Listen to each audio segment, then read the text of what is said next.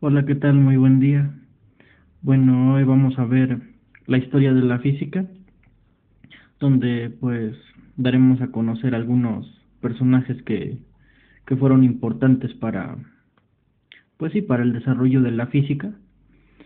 Eh, no vamos a entrar muy a detalle sobre toda la historia, sino sobre unos cuantos personajes que en este caso pues marcaron la historia de la física y pues que con el tiempo pues se ven sus desarrollos, tanto matemáticos como sus inventos que ellos hacían.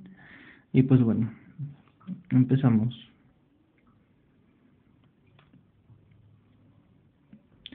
Describiremos información que ha ocurrido a lo largo de la historia y que están relacionados con la física. Bueno, a medida que el hombre primitivo desarrolló su inteligencia, pues sintió esa necesidad de explicarse el porqué de las cosas, por qué sucedían las cosas que lo rodeaba.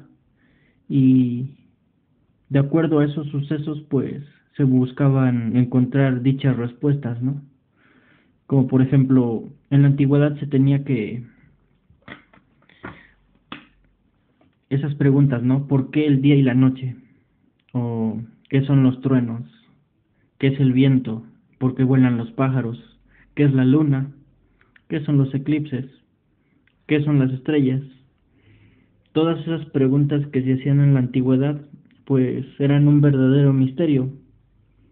Sin embargo, pues en la actualidad no todo está resuelto, pues aún en nuestros días no se tiene con certeza sobre ciertas preguntas, como lo es qué es la materia, qué es la luz, existe vida en otros planetas, cómo es el espacio y qué es el tiempo. Respecto a esta última pregunta de qué es el tiempo, pues en este caso, pues los científicos no han planteado una definición como tal. ¿Por qué? Porque en este caso el tiempo para un físico es más que nada una subestimada ilusión. No se sabe distinguir entre el pasado, el presente, el futuro. Más que nada el tiempo se podría decir que es una subestimada ilusión que a nosotros los físicos le nombramos a eso. Sí, los sucesos pasan a través del tiempo y el espacio. Sin en cambio, no se tiene con certeza ese concepto de qué es el tiempo. Es un misterio todavía por resolver. Y pues bueno, pero nosotros como científicos continuamos, continuamos que en los avances de la física y de las ciencias como las matemáticas, la química o la biología, algún día pues el hombre pueda responder ese tipo de preguntas, ¿no? Que tienen que ver con esos fenómenos naturales y asimismo la resolución de problemas matemáticos, problemas que involucran la lógica. Y bueno, para empezar con la historia, pues empezaré con Leucipo y Demócrito. Dice ahí, antes de la era cristiana, ellos pensaron que todas las cosas que los rodeaba, es decir, la materia, estaban constituidas por pequeñas partículas. Aquí es un pequeño error, no te lo corrijo. Estaban constituidas por pequeñas partículas. En ese tiempo, pues, no se tenía una definición de partículas, pero se daban a la idea, los antiguos, de que las cosas los constituía, estaba constituidas por pequeñas cosas que son invisibles para el ojo humano, pero existen. Después viene otro autor que se llama Aristarco. En el año 300 antes de Cristo ya se consideraba el movimiento de la Tierra alrededor del Sol. Durante ese tiempo, pues, se explicaban que la materia estaba constituida por los cuatro elementos básicos, la tierra, el aire, el fuego y el agua. Después viene Aristarco y él ya consideraba el movimiento de la Tierra alrededor del Sol. O sea, solamente su planteamiento era lógico.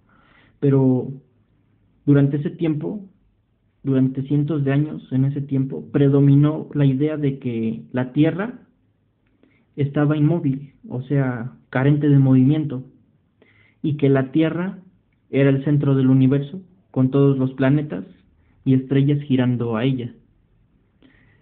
Nosotros sabemos hoy en día que no, que la Tierra gira alrededor del Sol, pero ahí en la antigüedad decían que la Tierra era fija y que el Sol, la Luna y los demás planetas giraban alrededor de ella.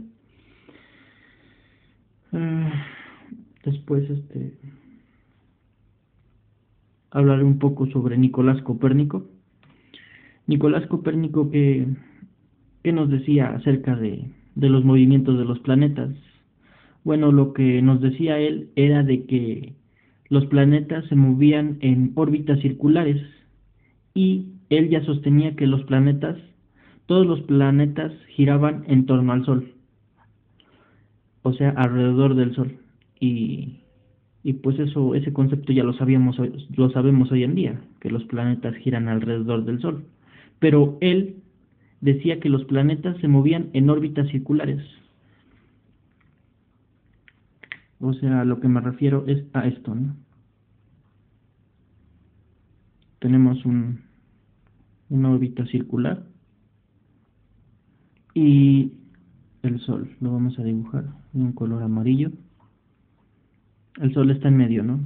El Sol era el centro del universo, por así decirlo. Y teníamos a los diferentes planetas, ¿no? Como lo es el planeta Tierra, orbitando alrededor del Sol, pero en este caso en órbitas circulares, ¿no? Es lo que nos decía de Copérnico. Pero después llega de Kepler. Kepler, voy a hablar sobre la historia de Kepler un poco. Pues Kepler nació entre los años 1500 y 1600. Su madre, pues, se llamaba Catarine. Su madre de Kepler, antes de que naciera él, pues, ella llevaba las cuentas de los acontecimientos, como las lunas llenas y los tiempos de acuerdo a los horóscopos. Ella guiaba su vida de acuerdo a los horóscopos o esas predicciones que se hacían en la antigüedad, de acuerdo a los calendarios y esos calendarios tenían relación con los astros. Bueno, su padre de Kepler pues no apoyaba mucho a la familia y pues no era aceptado por su mamá de Kepler y hasta por Kepler. Lo único que hacía su papá pues era alquilar o rentar una espada para los guerreros de aquellos tiempos. Bueno, su mamá de Kepler vendía horóscopos, también vendía pócimas mágicas y pues ese trabajo humilde pues comía Kepler. Su mamá de Kepler salía adelante con ese trabajo. Kepler era un chico flaco que fue creciendo y pues también trabajaba con los horóscopos como su mamá. En pocas palabras era un astrólogo, pero nosotros sabemos que Kepler en sí es un astrónomo. Entonces Kepler se volvió famoso al predecir que se acercarían unas lluvias peligrosas que inundarían un cierto lugar vecino. Y así sucedió.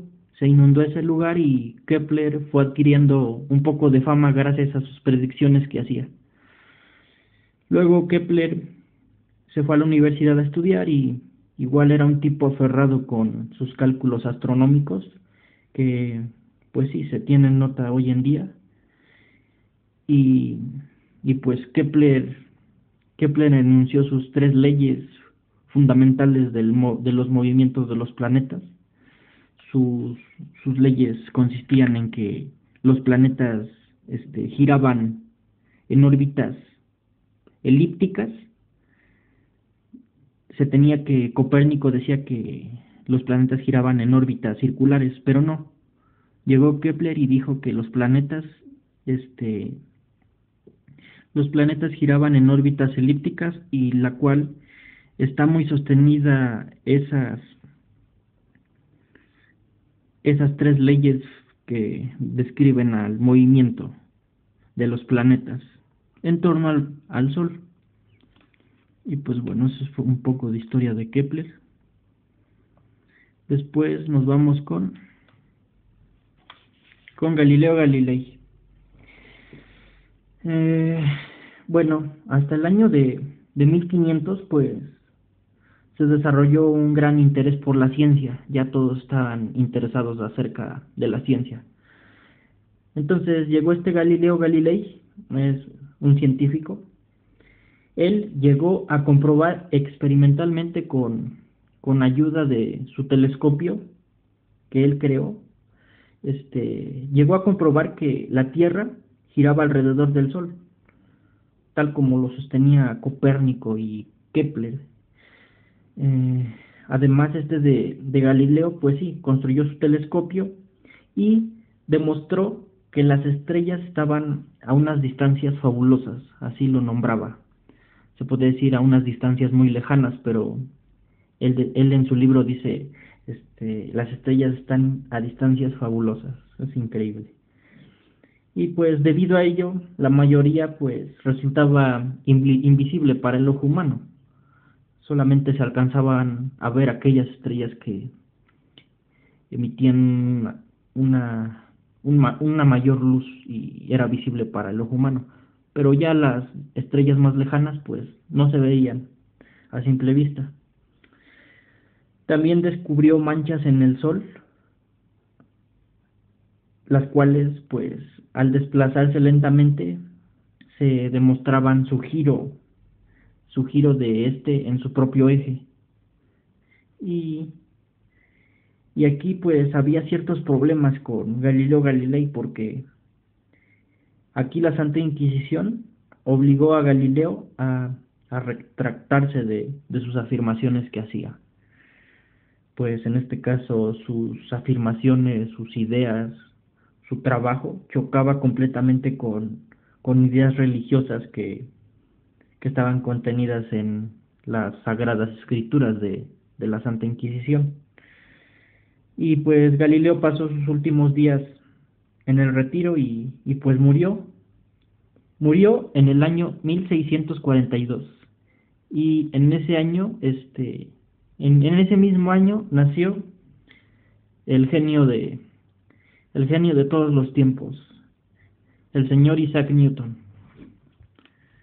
Bueno, ¿quién es Isaac Newton? Es un científico inglés. Describió el movimiento de los cuerpos celestes por medio de la ley de la gravitación universal. Dio a conocer las tres leyes de la dinámica. Pues sí, las tres leyes: la ley de la inercia, ley de las fuerzas, ley de la acción-reacción. Y pues también explicó la ley de la atracción de la gravedad. Y pues sí, igual hizo, entre muchas otras cosas, como descubrir los fenómenos corpusculares de la luz a través de sus experimentos. Y bueno, explicó la fuerza de la atracción de la gravedad, que existe entre dos cuerpos cualesquiera. Esta fuerza ocasiona la caída de las cosas al suelo y permanecen sobre él. Sí, un ejemplo pues somos nosotros. Nosotros estamos sometidos a la fuerza de gravedad, que permanecemos en el suelo. Si no se tuviera esa atracción de la gravedad, pues estaríamos volando ahí, flotando, por así decirlo. Pero como estamos sometidos a la fuerza externa de la atracción de la gravedad, pues permanecemos aquí en el suelo. Y sí, si nosotros levantamos una piedra, ¿qué estamos haciendo? Pues le estamos ganando esa fuerza. ¿Por qué? Porque pues se puede decir que nosotros tenemos más fuerza que la fuerza de gravedad, que la misma propia fuerza de gravedad. Y pues eso es algo curioso, algo sorprendente. Bueno, le cambiamos. Nos dice, en el siglo XVIII se inicia el desarrollo de la termodinámica. ¿Y qué es la termodinámica? Pues es la rama de la física que estudia las transformaciones del calor y del trabajo. Esa es una nueva rama, una nueva física por entender en esos tiempos, la termodinámica. Y pues bueno, tenemos a estos autores, como lo es Benjamin Thompson. Benjamin Thompson es otro científico que, en este caso, él propuso el calentamiento causado por la fricción se debía a la conversión de energía mecánica en energía térmica. O sea que la energía mecánica de un cuerpo se convierte en energía térmica. Y pues eso lo establece de Benjamin Thompson. Después tenemos a Christian Ørsted.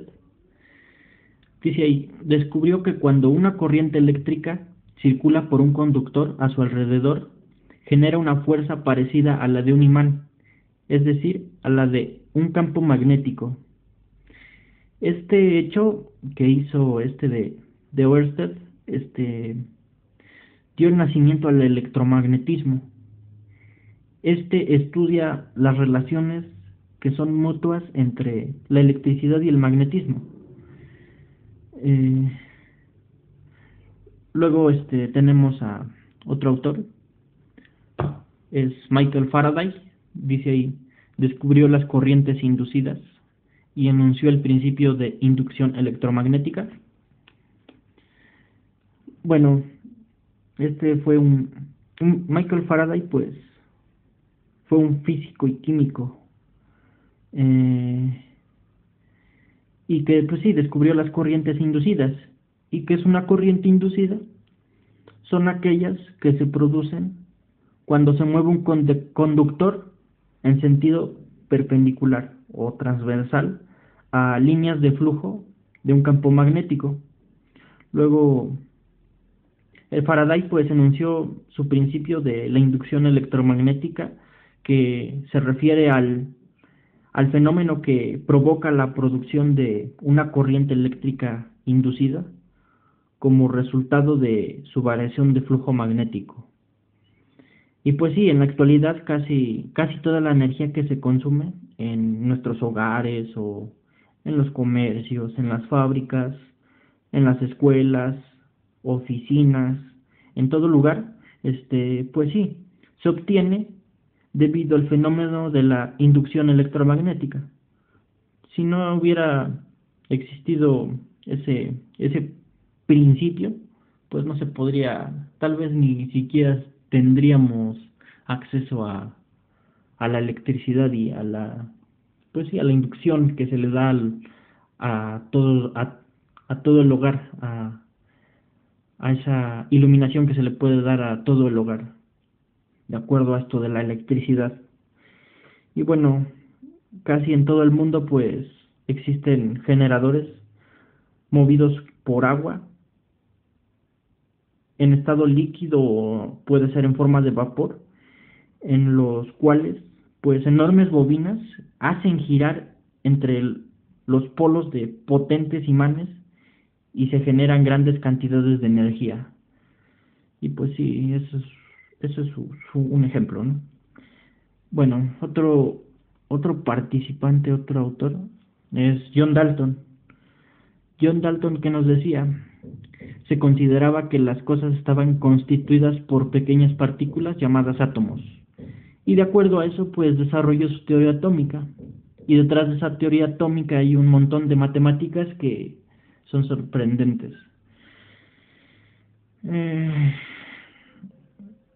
Y pues sí, también él consideraba que los átomos se combinan para formar moléculas, como se puede ver ahí en la imagen.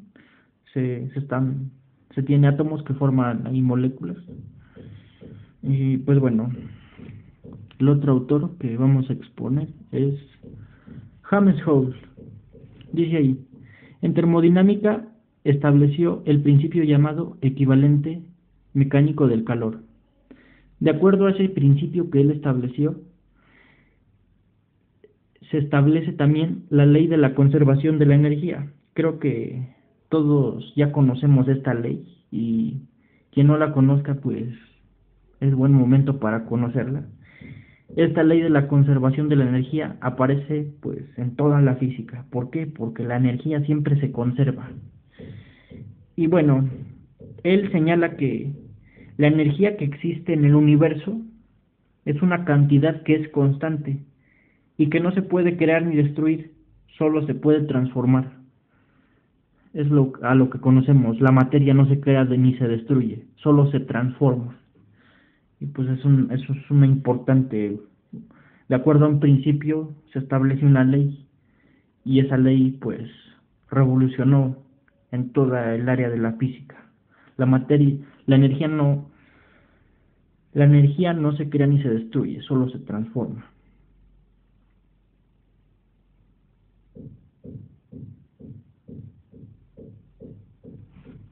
Después tenemos a otro autor, que sería Enrique Becquerel. Enrique Becquerel ya es un científico actual, donde a finales del siglo XIX, descubrió en el año de 1896 la radioactividad, una nueva física por descubrir. Y esa la descubrió observando que los átomos del elemento uranio desprendían partículas más pequeñas, por lo cual pues él pensó que el átomo no era la partícula más pequeña, sino que estaba constituido por otras partículas más pequeñas que el átomo. Y pues esto movió a la realización de más experimentos atómicos, como los de Thomson, los de Rutherford, los de Bohr, y así quienes concluyeron al describir que el átomo como un pequeño sistema solar. El átomo estaba constituido así como un sistema solar.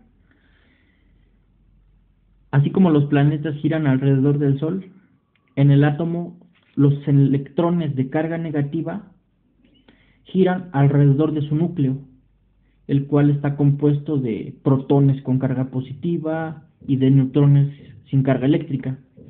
Y pues bueno, de acuerdo a todo esto, es un pequeña historia de la física y de científicos que aportaron buenas teorías, establecieron diferentes leyes,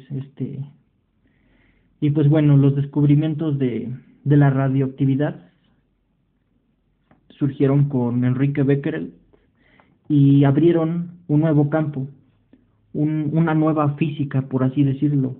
En este caso, la física atómica, que se encarga de estudiar la constitución del átomo, y aparecieron diferentes teorías, como lo es la teoría cuántica de Planck, la teoría de la relatividad de Einstein y la teoría de la mecánica ondulatoria de Broglie. Ya se ve eso en mecánica cuántica.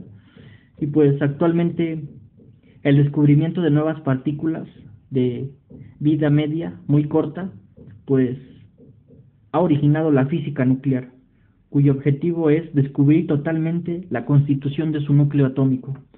Bueno, pues sí, para entender la física nuclear, pues se necesita también estudiar mucho de química para entender esto, lo del núcleo atómico sobre ciertas partículas. Y pues bueno, eso sería un poco de historia. Hay más historia, pero se me hizo relevante decir estos tipos de descubrimientos que se hicieron. Y pues bueno, muchas gracias.